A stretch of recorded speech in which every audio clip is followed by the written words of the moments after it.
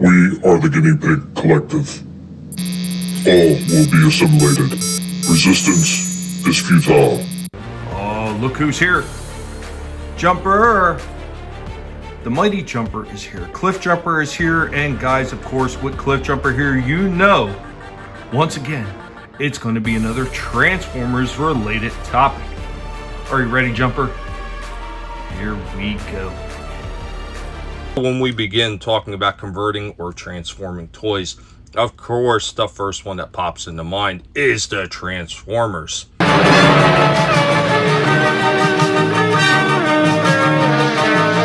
Transformers, more than meets the eye. These are the guys that hung around on toy shelves and are still there today. Longevity is the key with this franchise, of course, with an amazing backstory, comics and cartoons to push the franchise forward. But what about their cousins? You know, the guys that beat them to the toy shelves by rival company Bandai, and of course the partnership with Tonka. We are talking about the Gobots.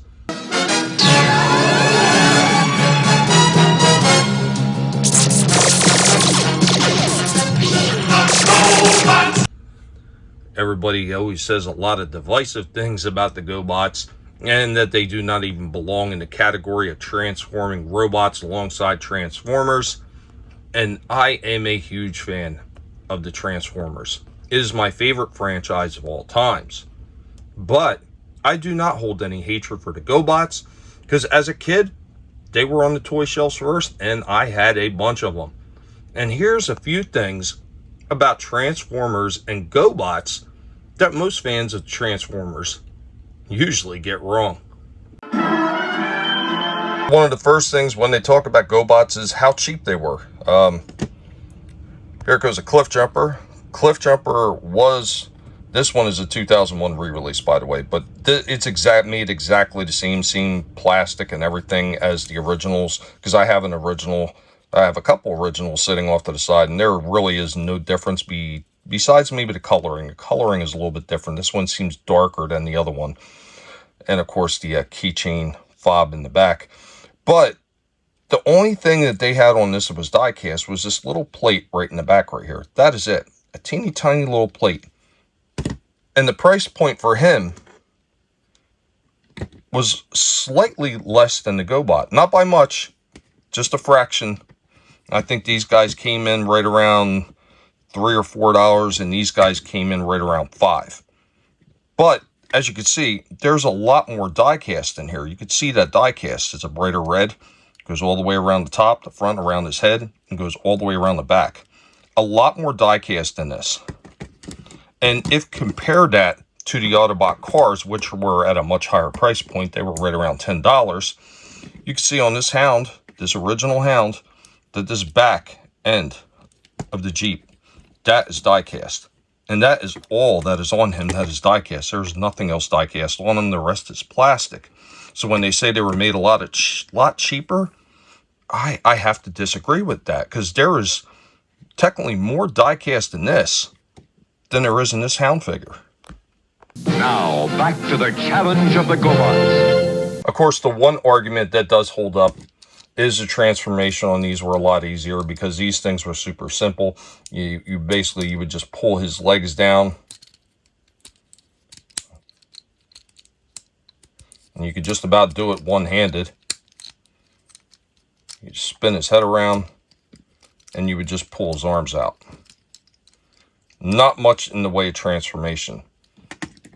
But if you look at some of the other figures, like Cliff Jumper is a little bit more deep, a little bit more in depth. His legs pull down and the feet flip out and the arms pull out and the head flips up.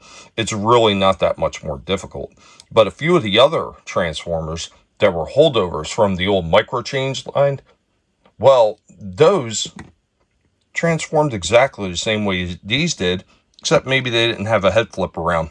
They would just have the head on the underside of the body, and it would just be the arms and the legs pulling out.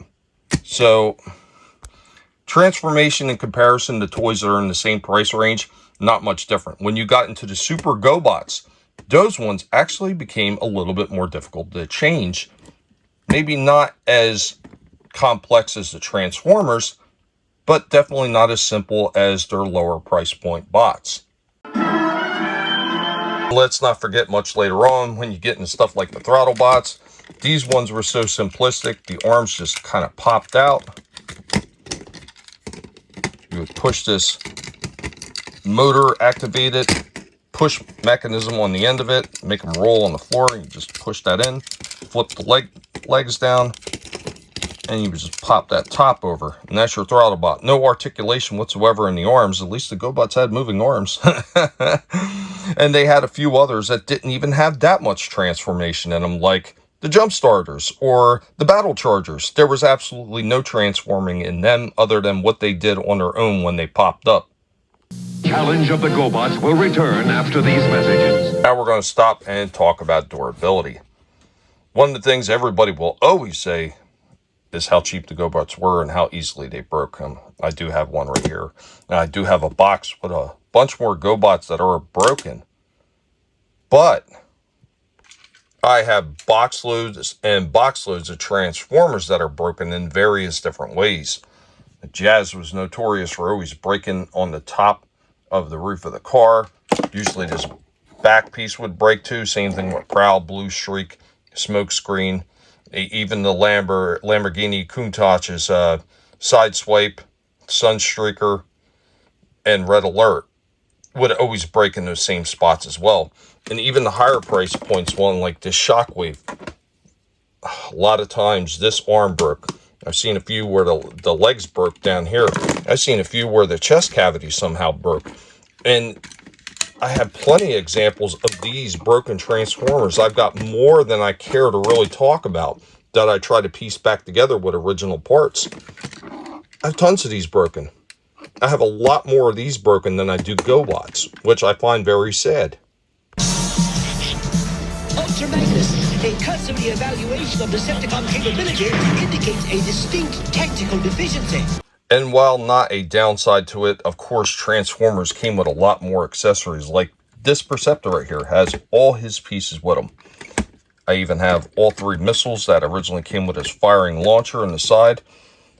And this one is in full, complete condition. But there's a lot of things that get lost on these because of all the extras. And unfortunately, if you're trying to complete one, and you do get one that's in good shape, but he's missing all the pieces, it could actually wind up costing you a lot more money just to replace all these guns and accessory parts for the figure than it does for you to get the figure itself. Once again, while the extras are incredibly important, and I'm not downplaying it, recollecting them or replacing them gets to be a very expensive task. You do not have that problem with the GoBots. There are a few GoBots that did come with extra accessories that do get lost, but nowhere near the amount the Transformers had. So getting one, unless you're getting it complete, if you're getting it loose and incomplete, it can be a chore to attain all the rest of those pieces. Now, back to the challenge of the GoBots. And as far as durability, I have a few that are like this that are a little bit more delicate. Yes, he does have some die cast in him, but this one actually was more plastic than die cast. And the fact that this thing is in this good a shape for a GoBot, with all the pieces that move on this one, because this is a more complex GoBot, it's astounding. If this was a Transformer, more than likely I would have tons of things broken off of it. But this one is complete. A little bit loose, but it's all there. And of course, the Transformer always, that everybody says, is the most well-built. We got Optimus Prime. He had die cast in the top of the cab right here. He had die cast down in his toes. And that was pretty much it. They talk about he had the most die cast in him, and he really didn't compared to some of the other Transformers. I think actually Jazz had more die cast in him than Optimus Prime did.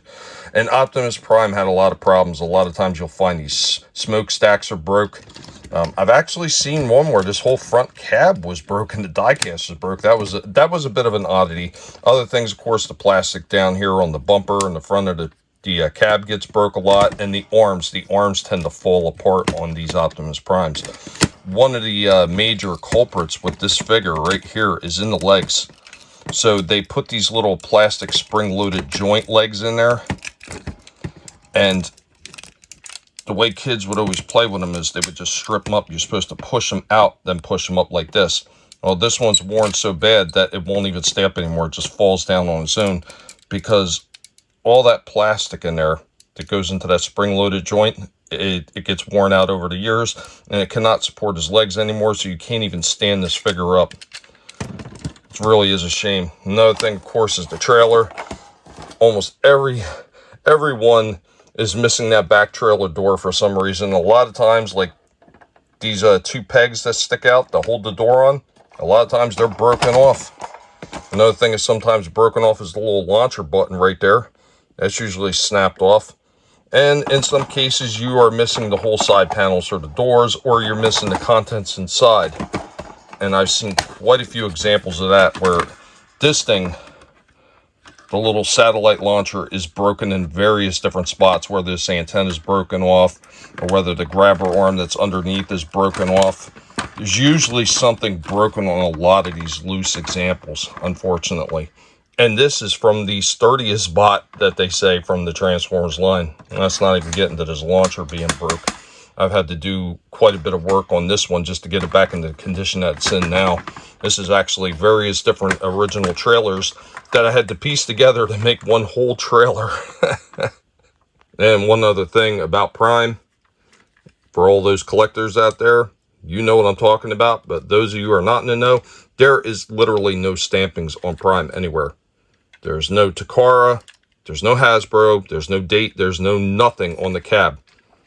Your stamping is always on the bottom of the trailer right there. So that becomes really disconcerting for people getting into collecting and don't know what to look for, and may pick up a counterfeit Prime cab. You always got to hope that the trailer's with it and it has all its stampings. Last but not least, let's talk about the mailaways, the Omnibots. Tons of these.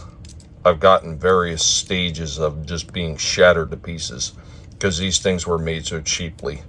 And this guy in particular, there was not one piece of die cast on him. Absolutely none. 100% plastic. The other two did have a little bit of die cast, not much.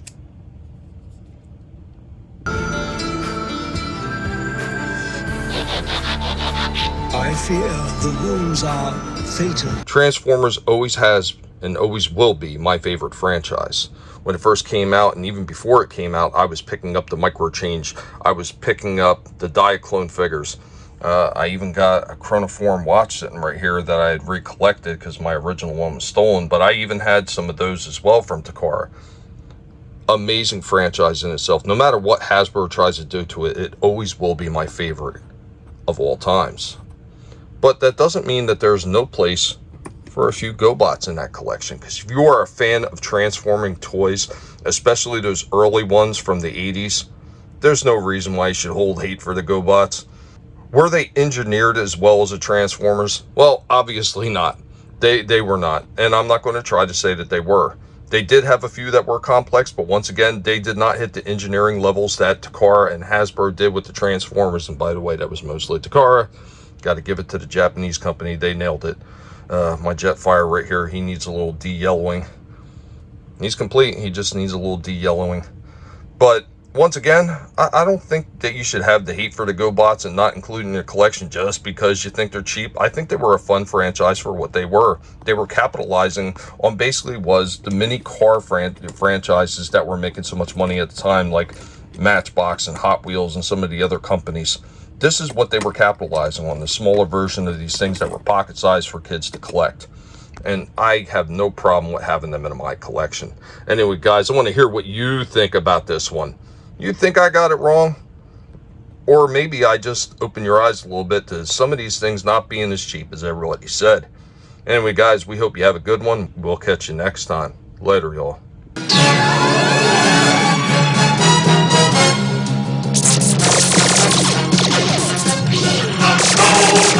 Transformers.